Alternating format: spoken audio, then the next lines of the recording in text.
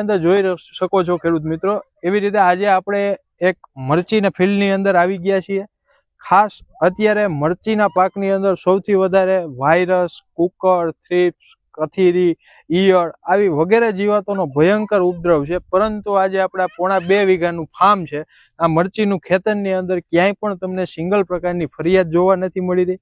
આજે જ્યારે આપણે વિડીયો બનાવી રહ્યા છીએ ત્યારે તારીખ થઈ છે આજે તારીખ 26 ઓગસ્ટ અને 2025 અને આપણી વચ્ચે ખાસ ઉપસ્થિતિની અંદર એગ્રી બિઝનેસ સેન્ટર બોટાદ ના પ્રોપરાઇટર શ્રી એવા પ્રતિકભાઈ કળથિયા કે જેમની ટ્રીટમેન્ટ દ્વારા આખી આ મરચી છે એ તૈયાર કરવામાં આવી રહી છે. તો એવા પ્રતિકભાઈ આપણી વચ્ચે ઉપસ્થિત છે અને આપણી વચ્ચે ખાસ એવા પ્રગતિશીલ ખેડૂતભાઈ એવા આપણા રમણીક દાદા કે ઈ પણ આપણી વચ્ચે ઉપસ્થિત છે. એમની આ મરચી છે તો આજે આપણે એમના અનુભવ લેવાના છે અને એમણે એમની મરચીના પાકની અંદર કેવી ટ્રીટમેન્ટ કરી છે અને આ મરચીના ખેતરની અંદરથી એમણે કેટલું ઉત્પાદન લઈ લીધું છે અને હજી આવનારા સમયની અંદર આપ જોઈ શકો છો એવી રીતે કે અત્યારે પુષ્કળ છે એ મરચીની અંદર તમારે નકરું મરચું ભર્યું છે અને સાથે સાથે અત્યારે તમે જેવી રીતે જોવો છો એવી રીતે મરચા ઉતારવાનું પણ ચાલુ છે. લીલા મરચા અત્યારે ઉતરી રહ્યા છે.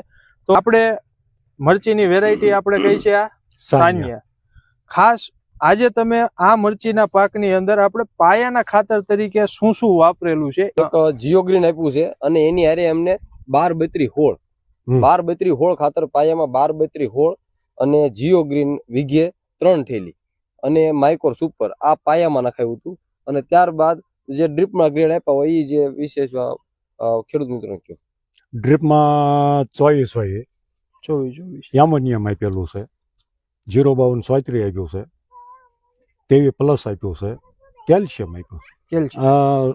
રનિંગ પછી સ્ટેપ બાય સ્ટેપ જે કઈ પણ ખાતરની જે તે સમયે જરૂર પડતી હોય એ પ્રમાણે આની અંદર ખાતરોનો આપણે વપરાશ કરેલો છે. બીજું રમણીકભાઈએ એમના મરચીના પાકની અંદર આ વર્ષે એક નવો અનુભવ અને અખતરો કરેલો છે કે આજે તમે નીચે જોવો છો જેવી રીતે વિડિયાની અંદર તમે જોવો છો એવી રીતે ડીપની જે લાઈન છે એ મરચીની બંને બાજુ કે બે બાજુ વચ્ચે મરચીના છોડ છે અને સાથે સાથે બંને એટલે કે ડબલ ડ્રીપથી અહીંયા તમે જોઈ શકો છો એવી રીતે કે ડબલ ડ્રીપની અંદર છે એ મરચી કરેલી છે.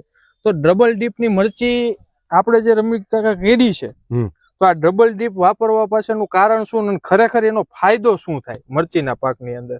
મરચીના પાકની અંદર તો તમે નજરે જોવો છો. હા, પછી હાલી અને આ જે વૈસલી કેળું છે કઠણ થઈ જાય ના તો પાણી અડતું જ નહીં.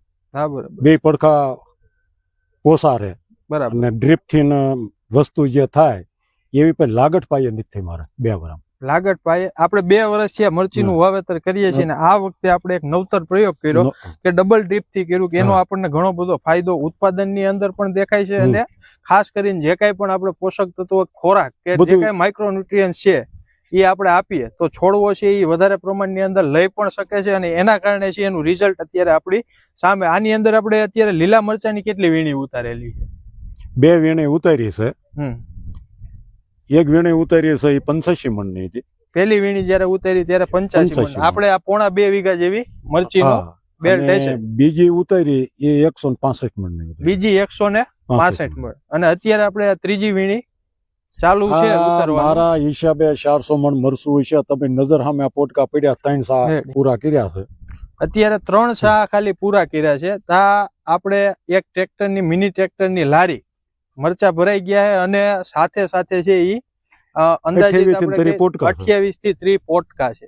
બીજું આપણે જે આ ચાસ છે એ ચાસ કેટલા ફૂટનો હશે? 300 ફૂટ. 300 ફૂટ એટલે 300 ફૂટના ચાસની અંદર હજી 3 વળની અંદર મરચા ઉતારી રહ્યા હતા. એકલું મરચાનું અત્યારે ઉતારો જોવા મળી રહ્યો છે. એકલું પુષ્કળ મરચું પણ આની અંદર લાગ્યું. બીજી ખાસિયત એ કે અત્યારે મરચી કરતા ખેડૂતભાઈ હોય ને તો એને સૌથી મોટી સમસ્યા જે કઈ આવે એમાંથી મોટામાં મોટી સમસ્યા આવે એ થ્રીપ, કથીરી, કુકડ, ઈયળ અને સફેદ માખી કે આટલી જીવાતોનો ઉપદ્રવ છે એ મરચીના પાકની અંદર છે એ એક ધારો સતત રહેતો જ હોય છે. તો આપણા મરચીના પાકની અંદર ક્યાંય પણ એક પણ પાંદડું થ્રીપ્સના કારણે કે કથીરીના કારણે કે સફેદ માખીના ડેમેજના કારણે કોકડ વળી ગઈ હોય કે એકદમ લીલાછમ અને નવી ફૂટ પણ તમે જેવી રીતે જોવો છો એવી રીતે લાગત ખૂબ જ હાઈ ક્લાસ છે. તો આની અંદર આપણે એવા કઈ થ્રીપીસાઇડનો તમે વપરાશ કર્યો છે કે કઈ દવાઓના